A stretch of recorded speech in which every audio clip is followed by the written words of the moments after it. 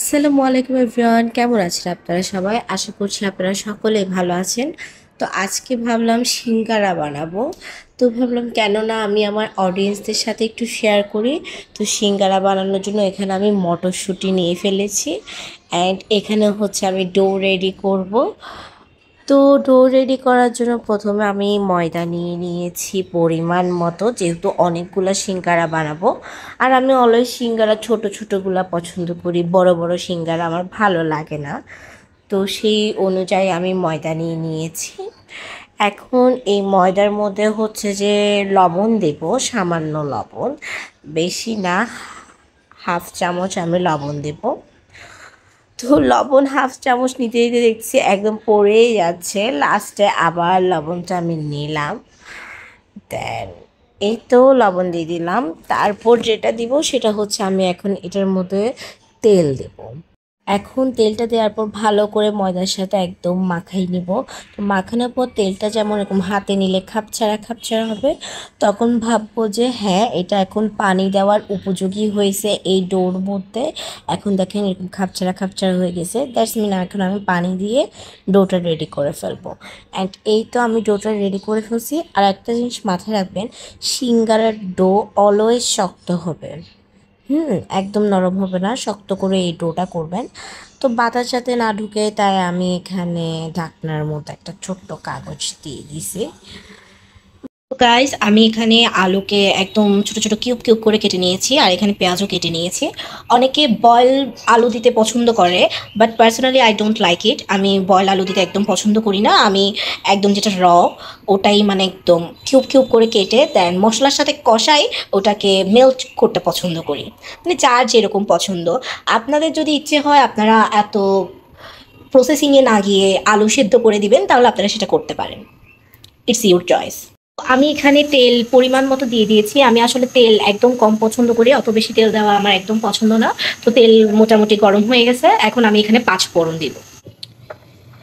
আসলে যখন তাড়াহুড়া করে কাজ করি তখন দেখা যায় যে ঢাকনাগুলো খুলতেই পারি না, এতটা বিরক্ত লাগে, তখন কি বলবো আর। 5 ফোড়নগুলো আমি একটু ভাজা ভাজা করে নেব। দেন একটু ভাজা ভাজা হয়ে গেলে আমি পেঁয়াজ দিয়ে দিই। দেন এই তো আমি পেঁয়াজটা দিয়ে দিলাম।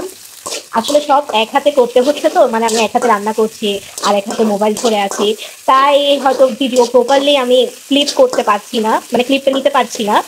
এটার জন্য আমি তো সরি, কিন্তু আমি যতটুকু পারছি ট্রাই করছি আপনাদেরকে দেখানোর জন্য। পেঁয়াজটা একটু সামান্য একটু মানে আস্তে গন্ধটা চলে গেলে আমি এখন এখানে মটরটা দিয়ে দিব, বিকজ মটর সিদ্ধ হতে একটু টাইম লাগবে, তাই আমি ওটা আগেই দিয়ে দিব। অ্যান্ড এই তো আমি মটরও দিয়ে দিয়েছি, এখন একটু ভেজে নিব। দেখতে কিন্তু ভালোই লাগতেছে আমার এভাবে। আর মোস্ট ইম্পর্টেন্ট যেটা, অল্প তেলে কাজ করার মজাই আলাদা। আমি এখানে একদম বেসিক যে মশলাগুলো ওগুলো দিয়েছি, আর যেটা মানে বেসিক থেকে একটু আলাদা যদি আমি মশলা দিতে যাই সেটা হচ্ছে আমি হোয়াইট পেপার দিয়েছি। আপনারা তো জানেনই মানে white paper and black pepper সাথে আমি কতটা অভ্যাস্ট। তো এখানে হলুদের গুঁড়া, মরিচের গুঁড়া, তারপর জিরা গুঁড়া, ধনিয়া গুঁড়া। আমি অবশ্যই মরিচের গুঁড়া একটু বেশি দিয়েছি কারণ ঝাল একদম অনেক পছন্দ আমাদের, তাই। আর স্পেশাল মশলা বলতে আমি হোয়াইট পেপার দিয়েছি, আর কিছু দেইনি। এটা দিয়ে এখন মশলাটা আমি একটু কষিয়ে নেব। এই তো আমি এখানে পানি দিয়ে মশলাটা ভালো করে কষিয়ে নিচ্ছি। মশলা কষানো হয়ে গেলে আমি এখানে আলু অ্যাড করে দিব। আগে মশলাটা ভালো করে কষিয়ে নিই। মোটামুটি মশলাটা কষানো হয়েছে, আমি এখন এটার মধ্যে আলু দিয়ে দিব, বিকজ আলু দিচ্ছি কারণ আলুটাও ওই মশলার সাথে কষাতে হবে, ওখানে অনেক টাইম যাবে, তাই আমি এখন আলুগুলো দিয়ে দিচ্ছি। তো আলু দেওয়ার পর আমি আলুটা মশলার সাথে ভালো করে মাখিয়ে নিয়েছি। অ্যান্ড আমি এটার মধ্যে পানি দেওয়ার আগে টমেটোগুলো দিয়ে দিই। টমেটোগুলো আমি কেটে রেখেছি। আসলে টমেটোটা হচ্ছে আপনারা চাইলে স্কিপ করতে পারেন, আমি দিয়েছি টমেটোর যে একটা নির্দিষ্ট টক টক ফ্লেভার আছে ওটা আসার জন্য। এই তো আমি টমেটোগুলো এখন দিয়ে দিব।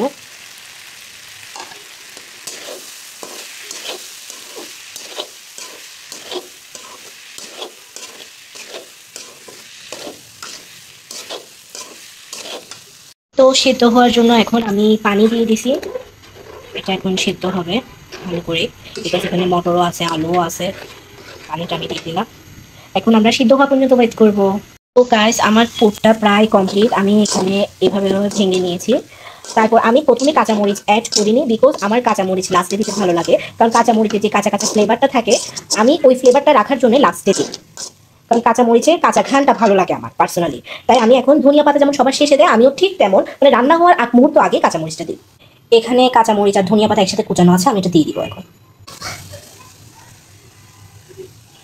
অ্যান্ড এই তো আমার ডেলিশিয়াস ফুডটা রেডি, দেখতে অনেক ইয়াম্মি লাগতেছে, আর বিলিভ মি ফ্রেগনেন্সটা এত সুন্দর আসতেছে।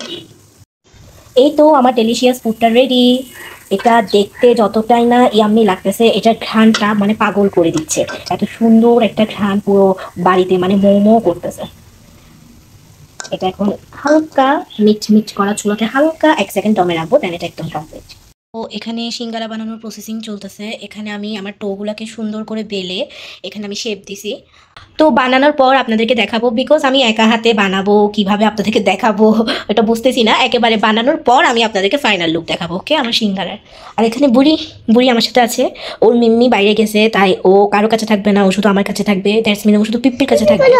পিপি করলে ওলে বাবা আমার কলিজাটা নিবো নিবো, পিপি করলে নিবো।